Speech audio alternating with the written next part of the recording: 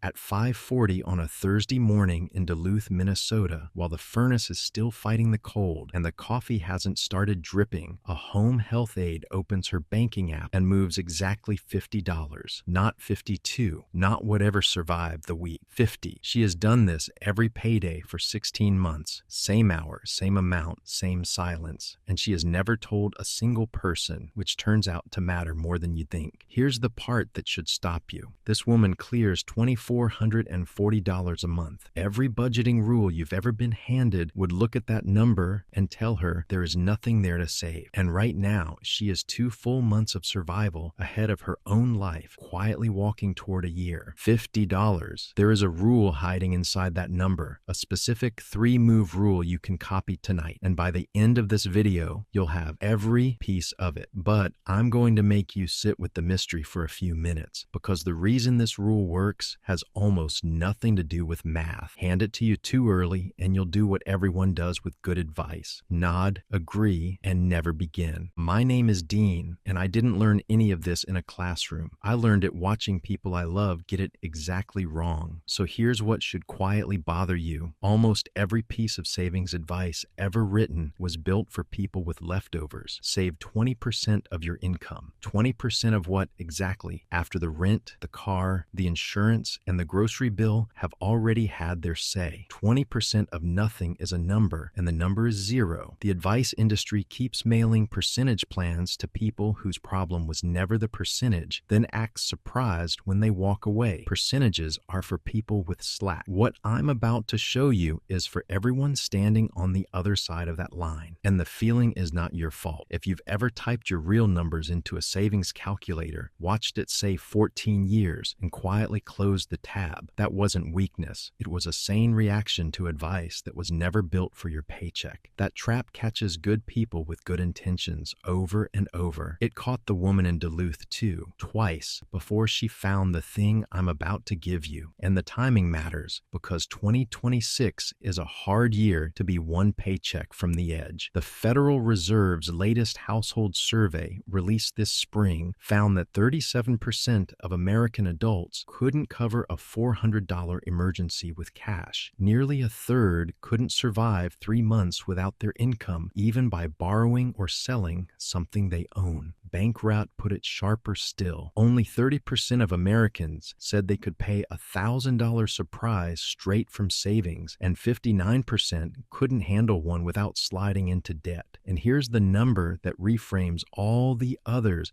The J.P. Morgan Chase Institute found that for lower-income households, the paycheck itself swings by double digits from one month to the next. The paycheck isn't just small, it moves. Any plan that assumes a calm, predictable surplus was written for somebody else's life. Which brings me back to Duluth. Her name, for our purposes, is Dani, 34, home health aide, 9 years in, take home $24.40 a month, paid every other Thursday. 16 months ago, her financial life had a very specific texture, and you may recognize it. Not poverty exactly, precision. Every dollar assigned a job before it arrived. Every month a landing you had to stick. The $11 of slack that decided whether the week ended calm or clenched. The particular dread of the car making a sound it hadn't made yesterday. One night, a Sunday, almost midnight, she sat at her kitchen table doing arithmetic on a $70 deposit for her daughter's winter coat, sliding numbers between columns like furniture in a room that was already too small. $70, and it meant rebuilding the whole month. That was the night she said the quiet thing out loud. One missed shift, and the whole thing comes down. Now here's the twist most money advice never admits. The people who save the least are not the ones with the least money. They're the ones who are handed the biggest plan. Dani proved it herself twice, and the fix, when it finally came,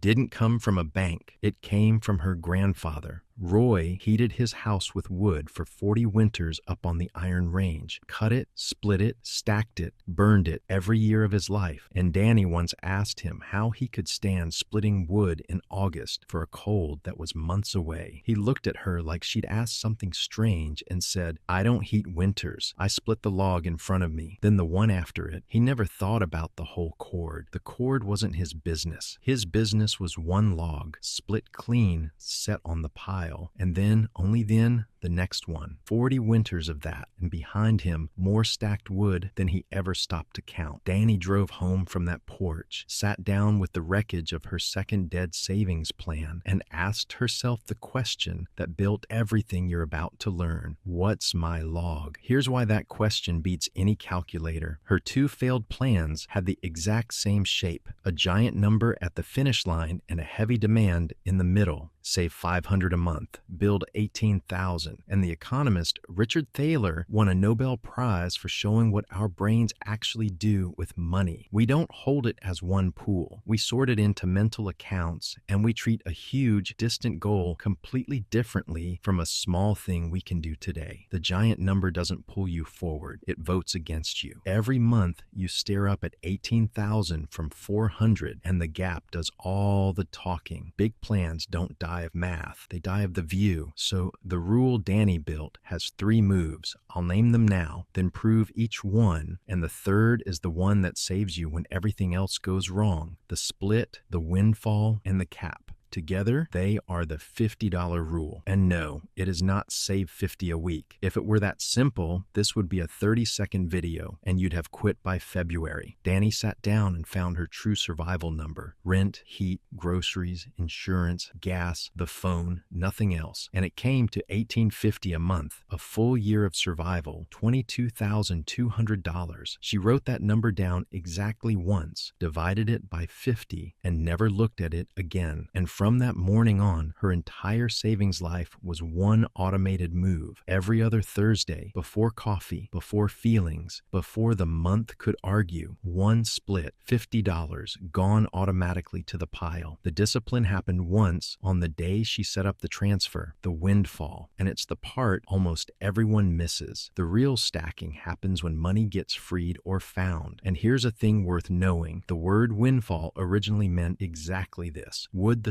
storm knocks down for free, yours for the taking if you gather it before it rots. Dani canceled a gym membership she'd been avoiding thinking about, $54 a month. Under the rule, freed money doesn't melt back into the month. It converts. One split, same day, every month, forever. Her tax refund landed, $1,280. Within one day, that refund became 25 splits, stacked, counted, a weekend shift covering a coworker, 2 splits, a utility rebate nobody expects, 1 split, 30 cents left over for the joy of it. The windfall is how $50 habit stacks wood at a $400 pace. Move 3, the cap. This is the strange one, and it's the move that saves you in month 5. Under the $50 rule, you are never allowed to make a savings decision bigger than $50. Let me throw in $300 this month. I'm feeling strong. Because the same ambition that stacks $300 on a good month is the ambition that quits entirely on a bad one. The cap keeps the plan boring, and boring is the whole point. You don't heat a winter, you split the next log. Now I can hear the objection from here, and it deserves a straight answer. Dean, $50 is nothing. At this rate, the year takes forever. Yes, all 444 splits at Dani's real pace land a few years out from the day she started. I won't dress that up. But here's what the objection misses, and it's the entire reason this rule exists. An emergency fund does not have to be finished to be working. Dani stacked her first full month of survival, 37 splits, $18.50. In month 3, that's the month the near midnight math session stopped. By month 15, 2 full months stood behind her, and the specific fear that used to live inside the sound of her own car had nowhere left to sit. The year is the destination. The panic dies in the first mile. If you're waiting to feel safe until the whole cord is stacked, you've misunderstood what a woodpile is for. Every course of wood is warmth tonight. So that's the entire machine. One automatic split every payday, every windfall stacked inside a day. No decision ever bigger than 50. And that's exactly why I owe you the reason I make these at all. I grew up watching my mother do that exact midnight math at a kitchen table, moving the same $70 between the same columns month after month. And I spent most of my 20s quitting the precise percentage plans I just warned you about. So this channel isn't theory for me. It's the version I wish somebody had built for the people I love, back when when the fancy version was the only one on the shelf. If you want more of it, subscribing is how you vote for it. And do me one favor in the comments. Tell me your log, your real survival number divided by 50. The honest count, not the fantasy one. I read them because here's where two identical paychecks split apart.